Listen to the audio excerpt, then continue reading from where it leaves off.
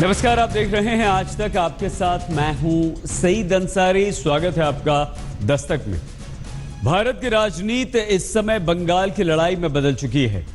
Sharda chit fund घोटाले में कोलकाता के पुलिस कमिश्नर पर हाथ डालने की सीबीआई की कोशिश पर सबसे बड़ी राजनीति चल रही है। ममता बनर्जी धरने पर बैठ गई हैं तो बीजेपी चुनाव आयोग पहुंच गई है।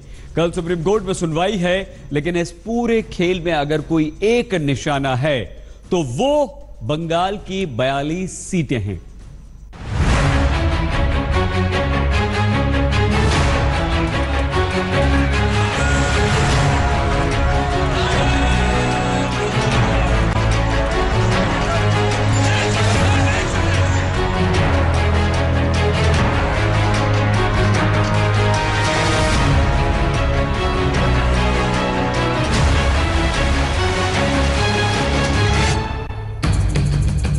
पश्चिम बंगाल की विधानसभा में बजट पेश होना है और यहां कैबिनेट की बैठक हो रही है। मुख्यमंत्री वित्त मंत्री को निर्देश दे रही हैं। पुलिस चाक चौबंद है। मैं कमिश्नर राजीव कुमार के, जो पिछली शाम सीबीआई के मेहमान होते होते रह गए।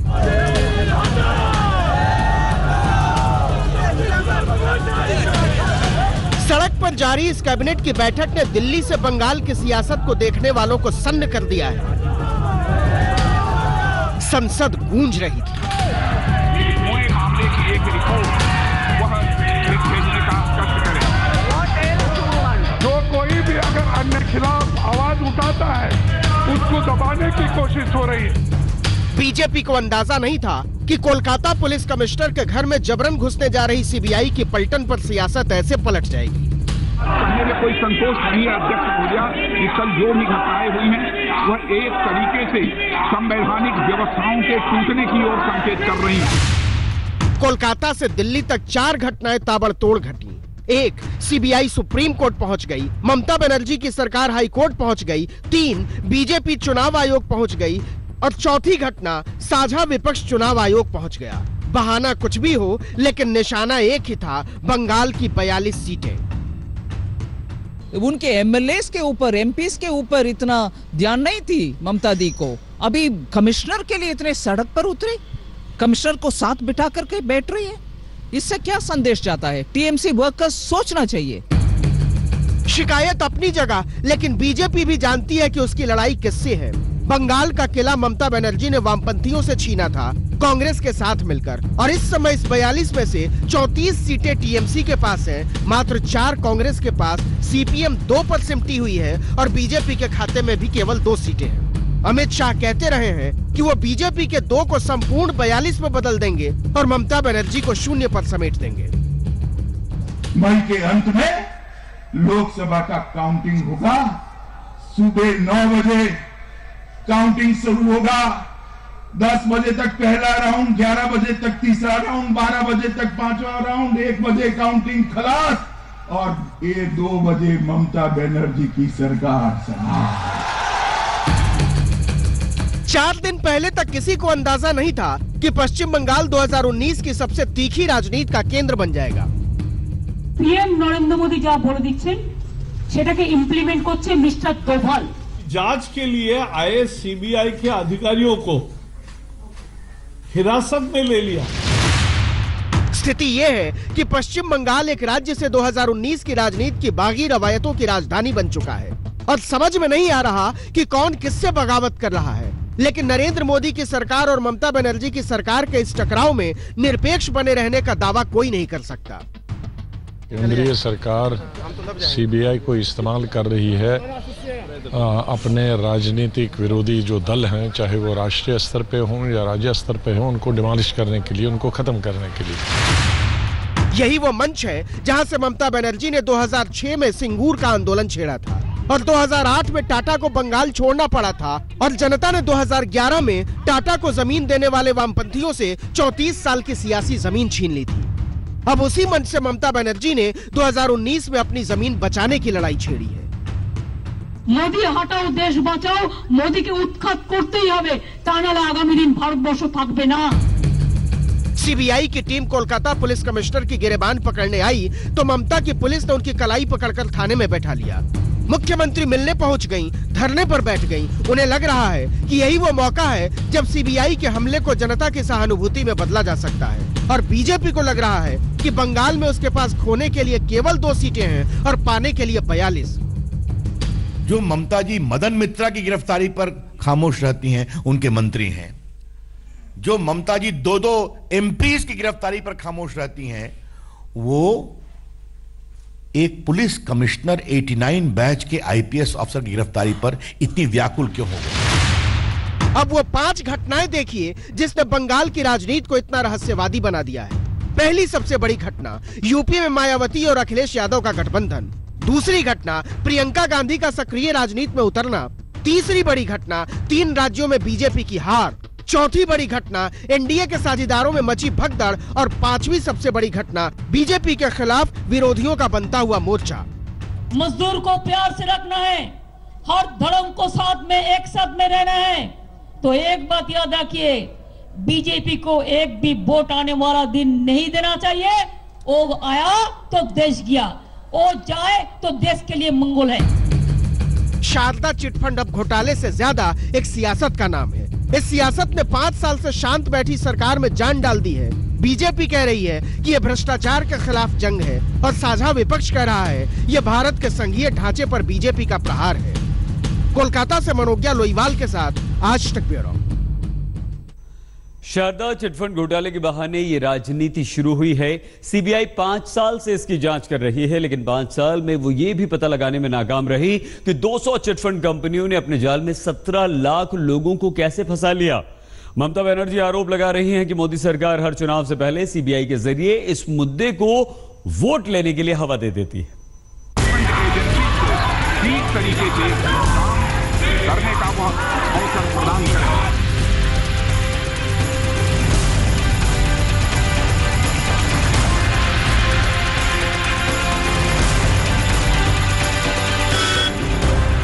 शारदा चिटफंड घोटाले पर 5 साल बाद नींद से जागी हुई सीबीआई ने जब कोलकाता के पुलिस कमिश्नर के घर पर दबिश दी थी तो कोई नहीं जानता था कि इतिहास की इतनी किरचें निकल आए। पश्चिम बंगाल के पुलिस कमिश्नर के यहाँ बिना वारंट के 40 सीबीआई अफसरों के उनके घर में घुसना संविधान और कानून के खिलाफ है।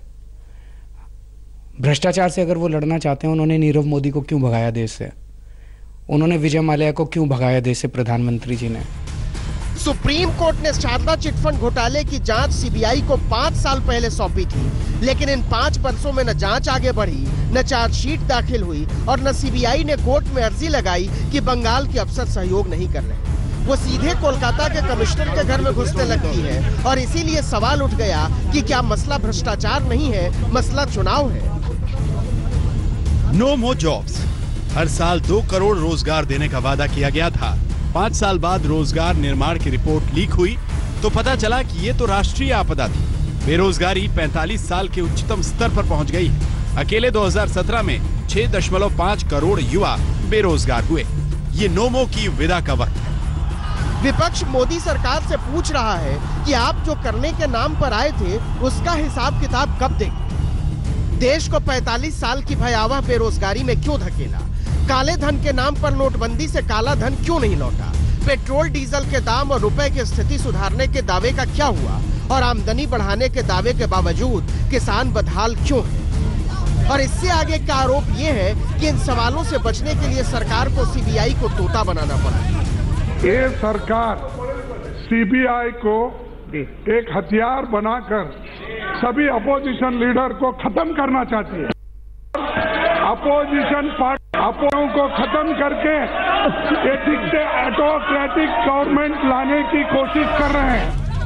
क्या वाकई कोलकाता पुलिस कमिश्नर के घर में घुसने की कोशिश केवल व्यवस्था का प्रश्न है, भ्रष्टाचार के खिलाफ लड़ाई का प्रश्न है, सरकार की प्रतिबद्धता का प्रश्न है, या फिर इसके पीछे असल कारण चुनावी मुद्दे की खोज है? इस तरह के कुछ मामलों पर गौर करने की जरूरत है। मसलन 31 जनवरी 2018 मायावती के कार्यकाल में हुए स्मारक घोटाले में ईडी का छापा पड़ता है। जांच कब से चल रही थी? 2014 से, लेकिन 5 साल में कोई चार्जशीट तक दाखिल नहीं हुई। 24 जनवरी 2019 अखिलेश यादव के कार्यकाल में गोमती रिवर फ्रंट घोटाले में ईडी का छापा पड़ता है। जांच कब से चल रही थी? मई 2017 से 2 साल में कोई चार्जशीट नहीं। 25 जनवरी 2019 एजेएल केस में पूर्व मुख्यमंत्री भूपेंद्र हुड्डा के 30 ठिकानों पर सीबीआई छापा मारती है। जांच कब से चल रही थी? नवंबर 2017 से। 1.5 साल में जांच आगे नहीं बढ़ी। ममता जी के साथ अन्याय हुआ है और लगातार उन्हें अपमानित करने के लिए सीबीआई और सीबीआई के माध्यम से उनके खिलाफ कार्रवाई हुई है। बात केवल इतनी नहीं है। पिछले 3 महीने में केंद्रीय एजेंसियां अचानक से भ्रष्टाचार विरोधी अभियान में ऐतिहासिक रूप से सक्रिय हो उठी है। देखिए कैसे। अक्टूबर 2018 दिल्ली के परिवहन मंत्री कैलाश गहलोत के घर इनकम टैक्स का छापा पड़ता है। नवंबर 2018 टीडीपी सांसद और पूर्व केंद्रीय मंत्री वाईएस चौधरी के घर इनकम टैक्स का छापा पड़ता है। दिसंबर 2018 प्रियंका गांधी के पति रॉबर्ट वाड्रा के घर ईडी का छापा पड़ता है। जनवरी 2019 अखिलेश यादव की नजदीकी आईएएस बी चंद्रकला के घर सीबीआई का छापा पड़ता है। सीबीआई की क्रेडिबिलिटी के बारे में कुछ नहीं बचा। अब रॉकेट साइंस नहीं चाहिए। सीबीआई भाजपा हेडक्वार्टर के इशारे से चल रही है। खेल देखिए। भ्रष्टाचार के खिलाफ जब सीबीआई अपना विकट अभियान छेड़े हुए थी तो सीबीआई वाले अपने ही अफसरों मातहतों को चोर बेईमान भ्रष्ट बता रहे थे। सीबीआई डायरेक्टर ज्वाइंट डायरेक्टर को घूसखोर बता रहे थे।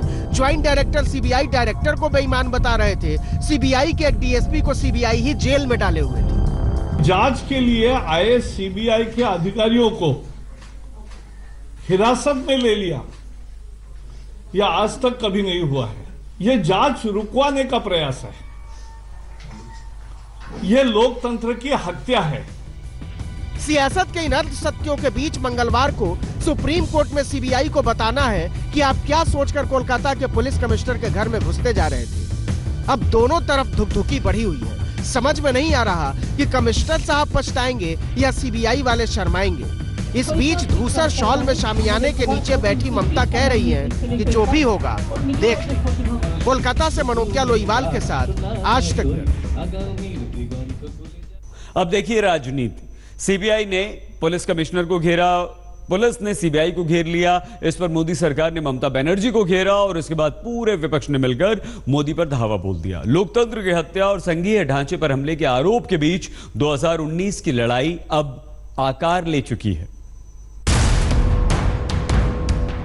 चुनाव आयोग से बाहर निकलता विपक्ष का यह जत्था ईवीएम पर बात करने गया था, लेकिन बात निकल गई बंगाल की। वही बंगाल जहां ममता बनर्जी शामियाने के नीचे से नरेंद्र मोदी की हुकूमत को ललकार रही है, और वही नरेंद्र मोदी जिन्हें लगता है कि बंगाल में दीदी की जमीन खिसक चुकी है। ये दृश्य देखने के बाद मुझे समझ आ रहा है कि दीदी हिंसा पर क्यों उतर आई है। प्रधानमंत्री को देखने के लिए उमड़ी भीड़ से ठीक 15 दिन पहले ममता बनर्जी ब्रिगेड के मैदान में अपनी ताकत दिखा चुकी हैं, जब 20 दलों के सबसे बड़े नेता, कई राज्यों के मुख्यमंत्रियों और पूर्व मुख्यमंत्रियों ने मोदी सरकार को उखाड़ फेंकने की कसम खाई थी। तो इनका एक्सपायरी डेट खत्म हो गया है। अभी आने वाला दिन में नया चीज होना है, नया सुबेरा होना है और एक साथ में हम लोग काम करेंगे, ये हमारा वादा है। बंगाल विपक्ष की एकजुटता का नया बहाना बन गया है। पिछली रात मुख्यमंत्री के रूट की सारी लाइनें बहुत देर तक व्यस्त रही। इधर राहुल गांधी फोन कर रहे थे, उधर से केजरीवाल, अखिलेश यादव का फोन वेटिंग में था, मायावती कर रही थी, चंद्रबाबू नायडू, स्टालिन, कुमारस्वामी और तेजस्वी यादव तो खैर मिलने ही पहुंच गए। सेम वही घोटाला जो बंगाल में जिसके लिए कमिश्नर से पूछताछ के लिए वो लोग गए थे। अब क्या नियम है, कायदा है, ये तो वहां जाकर के ममता जी से मिलेंगे और पूरी बात हमको पता चलेगी। लेकिन आप समझिए कि टीएमसी के एक नेता जो थे वो बीजेपी में चले गए, तो राजा हरिश्चंद्र के रूप से वो नवाजे जाने का काम कर रहे हैं। दरअसल बीजेपी जानती है कि यूपी में जितनी सीटें वो जीत गई थी, उतनी लड़ने के लिए भी इस बार शायद ही मिले। बिहार में सांसदों से कम सीटों पर वो खुशी खुशी लड़ने को तैयार है। सीबीआई हमारा पूरा समर्थन ममता बनर्जी के साथ है। सीबीआई को पुलिस कमिश्नर के दफ्तर को घेरने की क्या आवश्यकता थी। महाराष्ट्र में भी शिवसेना के लिए जीती हुई सीट तक छोड़ने को तैयार है। ऐसे में विपक्ष को लग रहा है कि यही मौका है जब मोदी के करिश्मे को धराशायी किया जा सकता है। विपक्ष पूछ रहा है कि बीजेपी में ऐसा क्या है जो उसका पानी पीते ही सारे पाप धुल जाते हैं। मसलन मुकुल रॉय टीएमसी के संस्थापक सदस्य रहे हैं, शारदा चिटफंड घोटाले के आरोपी हैं, लेकिन एक दिन सीबीआई ने पूछताछ के लिए बुलाया और कुछ दिनों के बाद वो टीएमसी से बीजेपी में शामिल हो गए। उनकी योग्यता को देखते हुए बीजेपी ने उन्हें बंगाल चुनाव प्रचार समिति का अध्यक्ष बनाया है। हेमंत बिस्व शर्मा रोज वैली चिटफंड घोटाले के आरोपी, कई बार पूछताछ के लिए बुलाया गया, लेकिन उनकी जरूरत थी। इन दिनों असम की बीजेपी सरकार में पीडब्ल्यूडी जैसे मलाईदार महकमे के मंत्री हैं। अनिल शर्मा टेलीकॉम घोटाले के सजा याफ्ता सुखराम के बेटे, हिमाचल प्रदेश की बीजेपी सरकार में ताकतवर मंत्री। So all were called by ED CBI. Why not Mukul Roy? Mukul Roy को क्यों छोड़ दिया? क्या इस कारण के लिए वो बीजेपी में चले गए? इन सारे झगड़ों में एक बात बहुत अच्छी तरह से साफ हो गई है, कोई जीते कोई हारे, शारदा चिटफंड घोटाले में जमा पूंजी गंवा चुके लोगों को एक चवन्नी तक नहीं मिलेगी, लेकिन उनके नाम पर झंडा लहराने वाले एक बार फिर से सत्ता का ताजमहल खड़ा कर देंगे। आज तक ब्यूरो। दस्तक में आज के लिए बस इतना ही। अपना बहुत ख्याल रखिएगा, देखते रहिए आज तक। लेटेस्ट खबरों के लिए यूं ही देखते रहिए आज तक, और इस वीडियो के पसंद आने पर लाइक, शेयर और सब्सक्राइब करना ना भूलें।